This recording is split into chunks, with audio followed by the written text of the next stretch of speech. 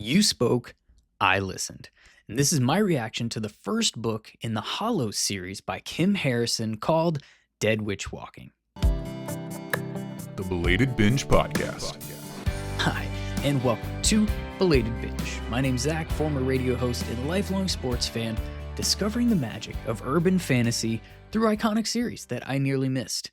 And if you're here, you know, at least I hope you know by now, that I am a huge fan of the Dresden Files series. And Dresden has been my gateway to other urban fantasy series that I've quite enjoyed, like Alex Verus, Rivers of London, Unorthodox Chronicles, and a handful of others that I've gotten into. And recently I posted a video about my quest to find the female version of Harry Dresden.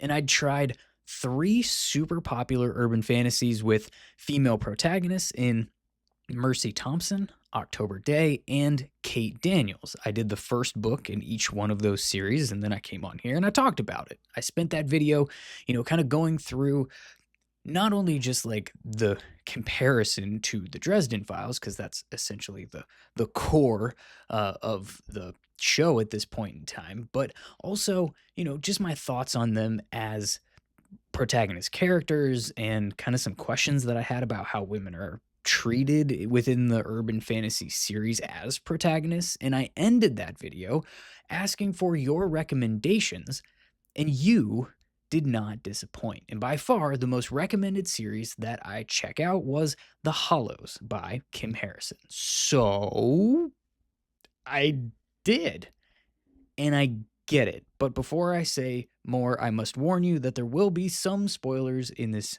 episode. It's not a full-blown here's everything that happens in the book, but it is my thoughts on different characters and some of the things, and so you're not going to go completely unspoiled if you've not experienced this first book. So you have officially been warned. And while you're here, reminder, hey, subscribe, please. Now, the thing about The Hollows is that it's not really Dresden, but I get why people make that connection. She's got this do right at all costs kind of attitude, which is very Harry Dresden. She's sort of snarky, but I don't get the witty sarcasm out of her in the same way as I do Dresden. Even Kate Daniels kind of really did that, but it's far from an unpleasant personality by any stretch of the imagination. I enjoyed her. She's also a self-employed investigator, consistently being propositioned for jobs by different powers or entities. We've got a dead father legacy type of an intrigue, and we've got an untouchable crime lord. We've got deals with cops to help out on supernatural cases. Hell, she lives with a vampire who's fighting her nature, trying to live without feeding off of humans. I'm particularly intrigued by the supporting cast. That reminds me of Dresden in that the thing about Dresden that really holds me and really grips me about that series is the characters and their interactions and relationships with each other and how strong all of the characters are on their own. And that was something that was probably the biggest thing missing for me in the first Kate Daniels book, is that I really enjoyed her, but all the characters around her I felt fell flat for me. I actually think that in this case, I'm more intrigued by Ivy and Jinx than Rachel herself. And for me, that's promising. Now, this is not just is the Hollows series Harry Dresden with a redheaded female protagonist. But I think the comps are kind of, the basis, the foundation that is being laid. After all, I asked, is there a female Dresden? Now, the thing that I really like about this book as a first installment and how it kind of sets some things up, I like that there's an unknown bad guy who actually sent the demon after her, but her assumptions as to where it came from were all wrong. And it seems like she wasn't the only target. And that adds a layer of, intrigue that we could uncover later. There's something happening in the shadows that we don't know about yet. I like that we still don't know what Trent is, which is kind of just another mystery that can be uncovered later. He's not human, he's not Interlander, he's not a vampire. He's what exactly is he? Nobody knows. Even the fairy, Jinx, can't sniff it out. That's their thing in this series, by the way. They can smell and tell like what a person is, or what their deal is, how they're feeling, all of that kind of stuff. They got great noses, and Jenks has no idea what this guy Trent is. So it's a cool it's a cool thing that like doesn't just get resolved, open and shut, first book, ta-da, episodic in nature, move on to the second one. We've got things that can continue to unfold. I also like that the supporting cast has their own secrets as well. We still don't know why Ivy has like laid her claim on Rachel amongst the vampire society, and why she's chosen to get close to her. Why did she quit when Rachel quit? Like, we don't know any of that stuff. We just know that it's happening. We also don't know almost anything about Nick's actual background to really fully know what his deal is. We know next to nothing about the helpful for no obvious reason old guy neighbor across the street who just so happens to be like a medically trained witch, yeah, witch. Uh, it's it's not, we don't know. We have no idea what his deal is. Even Rachel, as the main protagonist, wasn't really like, she wasn't laid out from start to finish or just like piled on at the beginning. This is who this character is. We continue to learn bits about her and her past as we go along that actually start to fill in some of the blanks for why she made some of the decisions that she's made up to that point when we learn that thing. So I think it's a good way of storytelling and trying to like essentially like roll out your main character, and without hitting us with like, oh, we know exactly who this is and who we're following, and we know everything about them, and ta-da, let's go on an adventure. I like that. And I also like that like there is so much we don't know clearly.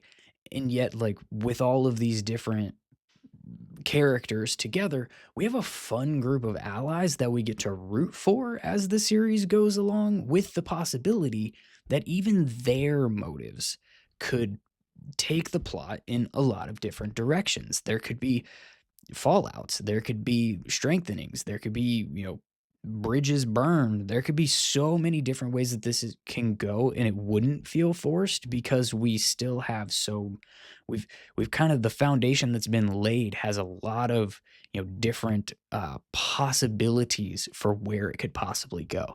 I like that as a setup for the rest of this book series. It's got like 18 books in it or something like that. And not to mention, I guess there's like graphic novels, there's probably short stories. It very much is a parallel to the Dresden Files in that way, where like they're kind of at the same point of, you know, a whole bunch of novels that are out there, and like different companion content that you can get a hold of in graphic novels and things like that. And there's a lot of similarities there too.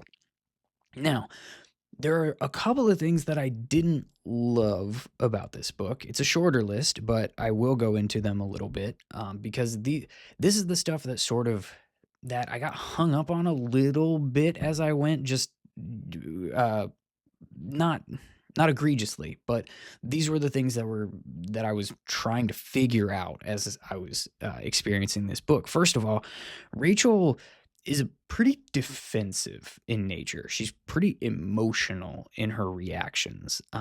It's a little bit taxing sometimes. There is some setup and rationale reasons for her not being the overly trusting type, but it almost feels like she's more suspicious of the people trying to help her than her surroundings when people are actively trying to kill her, which is interesting, right? Like I said, there is some setup to it, right?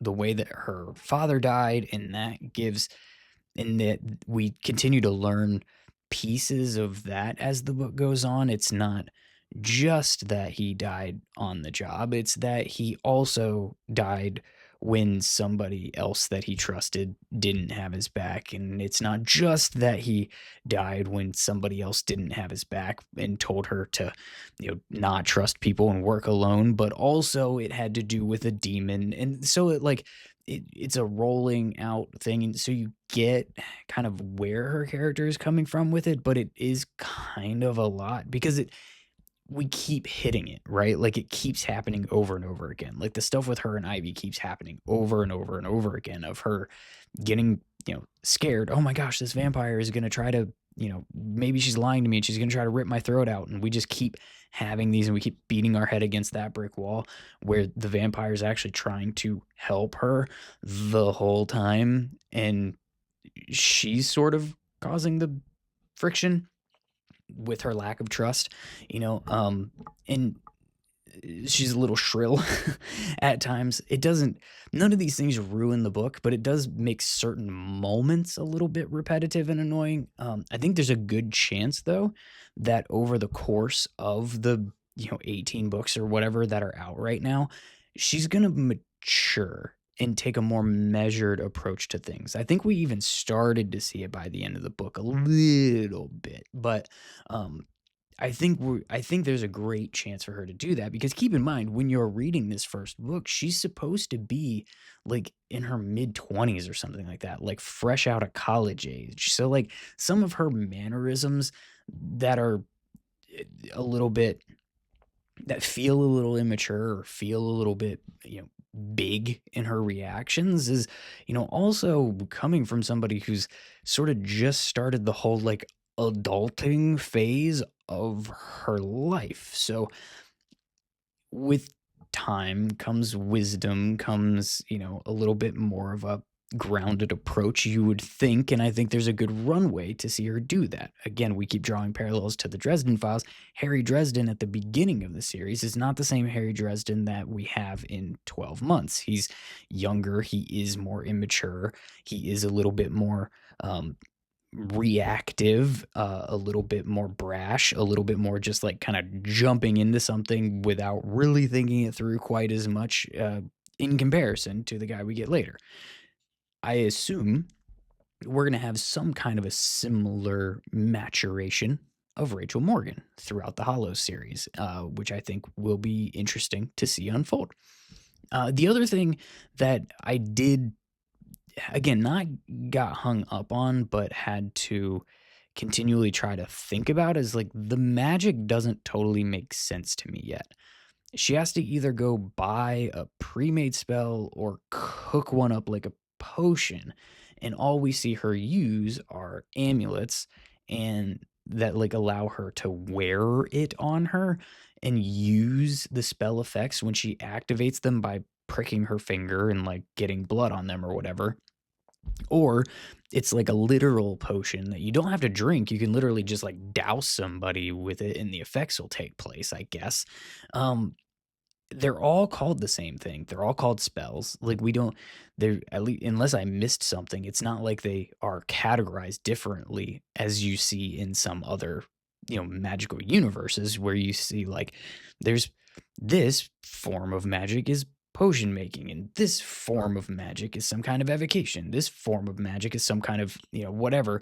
It's kind of all blurred together a little bit, but it's not just limited to that. She's just limited to that. There are other witches and I guess warlocks potentially that can do evocation type magic, shooting glowing attack spells and whatnot. But those things, they seem to like take time to charge, and maybe they come from a different place where her magic comes from. Like they come from ley lines instead of from, like plants and the earth and that kind of thing. There was a little bit of explanation of that part, but she can use ley lines for white magic, but leyline seems to be more aligned to darker magic, and she doesn't like them. And she's a witch because she's an interlander, but apparently there are humans that can do magic too, and they're called wizards and sorcerers. But in my head, I can't really figure out then what makes her different as an interlander than a human who does magic. Like the what is I don't really understand why she's not human if she's the thing that's special about her and makes her not human and makes her an interlander is that she can do magic. If there are humans that can do magic, I haven't totally figured that out yet. And there are plenty of different types of creatures that we've seen so far too. We've got vampires who are, huge in this series so far. There's different levels to them, whether they're alive or dead or have a soul or don't have a soul, or uh, like someone who was born a vampire or someone who was turned into a vampire. Like there's a lot of lore around the vampires. There's different shape-shifting, were people as well, which is pretty normal for supernatural type of series. There's different kinds of fairies that we've seen. We've seen demons, but those are supposed to not really be a thing anymore, but now they are apparently. Scions are a thing, but I'm not totally sure what their deal is yet. They're like a chosen, but I don't really know totally. Like they can wield some of their master's power, and their master can kind of like act through them as a vessel, I guess, somehow. But like that's what the vampires, and there might be some other maybe kind of scions, and that's what she thinks Trent might be. And it's like okay, I haven't really wrapped my head around that. Like I totally expect that things are going to make sense as the series goes on, but so far it's not totally connecting in my head yet. I just kind of have to take it as it comes and be like, well, yeah, sure, I guess that's a thing, and see how it plays out, which is fine. It's still entertaining. It hasn't clicked in my brain yet totally how this magic system actually works after book one. But all in all, it's a really fun first book. It doesn't drag very much.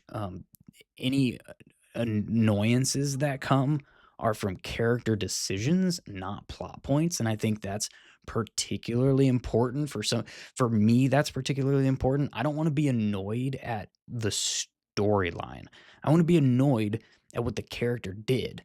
I want to be thinking, God, what are you doing? Like you're you're doing the thing. Like that means I'm invested in the story, and it's not the story having me go, I this doesn't make any sense. This is dumb. Definitely none of that in there. Again, I said, like I mentioned, the pacing, it doesn't drag anywhere. The pacing is good. If there's anything, if I were to put all of these like, not even just like the women in urban fantasy series, which I'm kind of in, but like not even just comparing them to each other. This book is paced better than most of the urban fantasy series that I have like started to this point. I think it doesn't have a lot of lulls. It doesn't slow down a ton to where like you can catch your breath in between and it builds the story, but there's kind of like always stuff happening. It doesn't start to drag anywhere, which is not something that I can say for all those other series, particularly the ones like I said with Mercy Thompson, with October Day. October Day, that was my biggest problem probably, was like the pacing just felt very slow. And then if it's going to be that slow, I want it to really build to something, and then it was kind of a letdown. So like this had none of that. I've already like borrowed the second book on Libby, but first I want to finish up Something in the Night Side by Simon R. Green, which was another recommendation from you. Thank you, by the way, for all of the suggestions. And don't worry, these like new series that I'm experiencing and making episodes about does not mean that we're not going to be talking plenty of Harry Dresden on this show. But I'm really enjoying how it's been like a gateway to all these new urban fantasy series, that it's opened the door to for me. So if you want to be along for this journey, make sure that you subscribe to the channel. Leave your favorite urban fantasy series in the comments for me. Consider joining Patreon, patreon.com/belatedbinge for like early access to these shout outs. If you become an actual patron, bonus content that I put on there. There's all kinds of cool stuff there. Patreon.com/belatedbinge. And thanks for hanging out.